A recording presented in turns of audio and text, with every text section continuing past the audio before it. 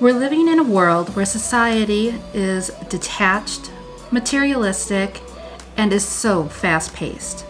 The focus is family, work, and constantly scrolling your phone for social media. I plan on helping you shift your perspective, guide you on a path back to nature and your core energy. Nature is healing, turbulent, yet freeing.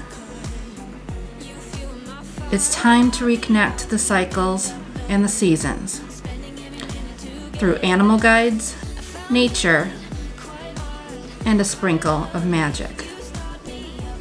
Grab something to drink and light a candle because we're going to learn about energy frequencies, crystal botany,